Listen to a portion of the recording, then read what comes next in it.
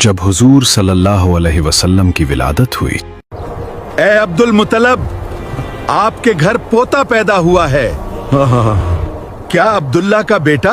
आज मेरे घर खुशियों का चिराग रोशन हुआ है। ये दिन मेरे लिए बड़ी खुशी लेकर आया है।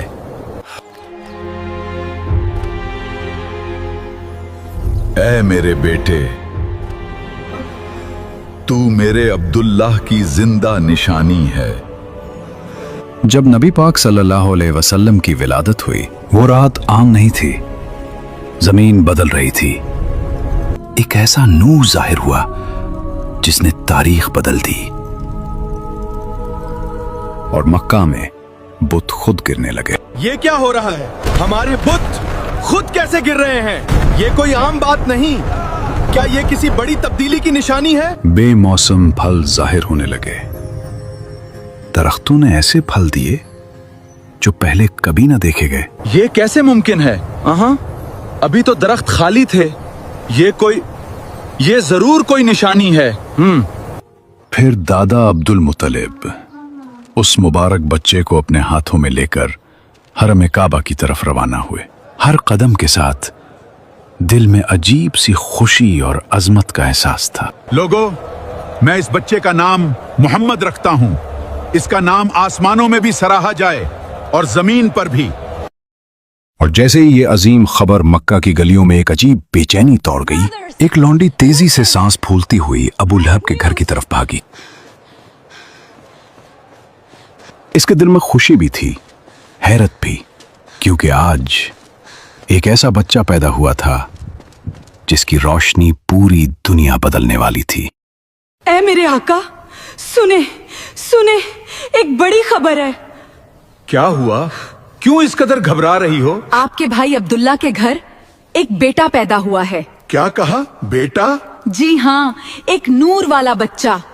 ये सुनकर अबू लहब के चेहरे पर खुशी छा गई और इस खुशी में उसने अपनी लौंडी को आजाद कर दिया। लेकिन वक्त गुजरने के साथ वही अबू लहब उस नूर के सबसे बड़े दुश्मनों में शामिल हो गया। हजरत आमिना के बाद सबसे पहले जिस हस्ती ने आपको अपनी आगोश में लिया और दूध पिलाया, वो अबू लहब की लौंडी सुवैबा थी। उस वक्त उनकी गोद में एक और बच्चा भी था जिसका नाम मसरूह था। सुवैबा ने निहायत मोहब्बत और शफकत के साथ उस मुबारक बच्चे की परवरिश की और यूं ये निस्बत हमेशा के लिए तारीख का हिस्सा बन गई। यही नहीं, उन्होंने उससे पहले हजरत हमजा रजी अल्लाह अन्हु को भी दूध पिलाया था और बाद में हजरत अबू सलमा रजी अल्लाह अन्हु को भी अपनी आगोश में लिया।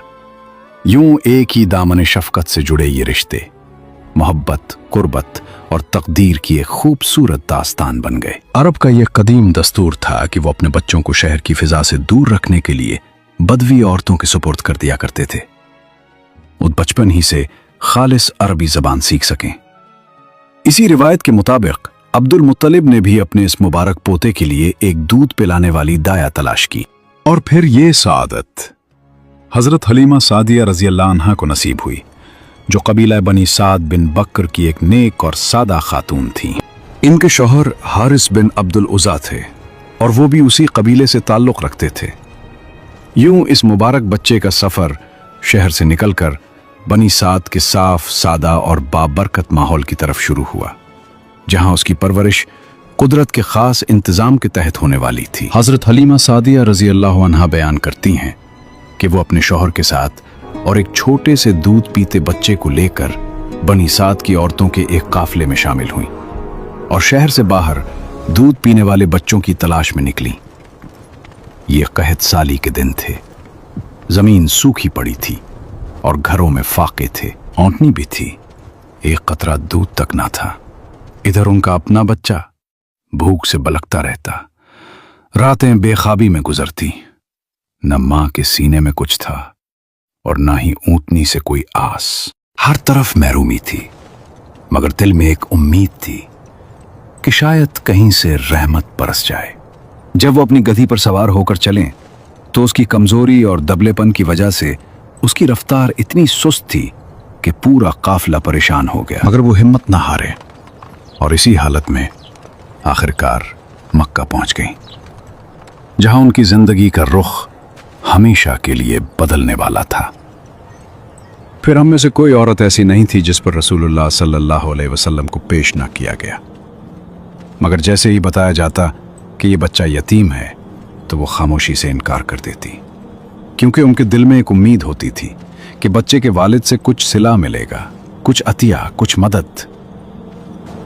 मगर वो नहीं जानती थी कि जिसे वो दुनियावी फायदे की वजह से छोड़ रही हैं, वही बच्चा दुनिया और आखिरत की सबसे बड़ी रहमत बनने वाला है। इधर जितनी औरतें मेरे हमरा आई थीं, सबको कोई ना कोई बच्चा मिल गया, सिर्फ मुझी को न मिल सका।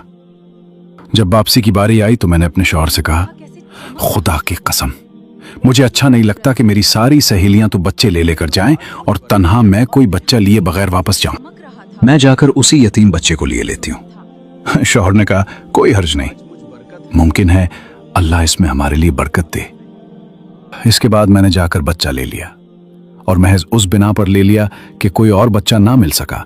हजरत हलीमा सादिया रजी अल्लाह अन्हा बयान करती हैं कि जब वो उस मुबारक बच्चे को लेकर अपने डेरे पर वापस आए और उसे अपनी आगोश में लिया तो एक अजीब मंजर जाहिर हुआ कि अचानक उनके दोनों सीने दूध से भर गए और बच्चे ने जी भर कर पिया। यही नहीं, उनके अपने बच्चे ने भी सैर होकर दूध पिया और फिर दोनों सुकून से सो गए। हालांकि इससे पहले भूख की वजह से रात भर रोना और बेचैनी हमारा मुकद्दर था। इधर उनके शौहर ऊंटनी के पास गए तो देखा कि वो भी दूध से लबरेज है। उन्होंने खूब दूध दुहा और इस रात वो दोनों मियां बीवी भी आसूदगी के साथ पी कर सो गए। एक ऐसी रात जो मुद्दतों बाद सुकून लेकर आई थी। सुबह हुई तो उनके शौहर ने हैरत से कहा, हलीमा, खुदा की कसम, तुमने एक बहुत बाबरकत रूह हासिल की है। हजरत हलीमा रजी अल्लाह अन्हा ने मुस्कुराकर जवाब दिया, मुझे भी यही उम्मीद है। हजरत हलीमा सादिया रजी अल्लाह अन्हा बयान करती हैं कि उसके बाद हमारा काफिला वापस रवाना हुआ। मैं अपनी उसी कमजोर और खस्ता हाल गधी पर सवार हुई और उस मुबारक बच्चे को भी अपने साथ ले लिया। मगर अब मंजर बदल चुका था। वही गधी जो पहले सुस्त और कमजोर थी, अचानक ऐसी तेज हो गई कि पूरे काफिले को पीछे छोड़ती हुई आगे निकल गई। कोई जानवर उसका साथ न दे सका। ये देखकर मेरी सहेलियां हैरान रह गईं और पुकार उठी, ए अबू जुवैब की बेटी, ये क्या हो रहा है? जरा हमारा भी ख्याल करो। क्या ये वही गधी है जिस पर तुम सवार होकर आई थी? मैंने जवाब दिया, हाँ, खुदा की कसम, ये वही गधी है।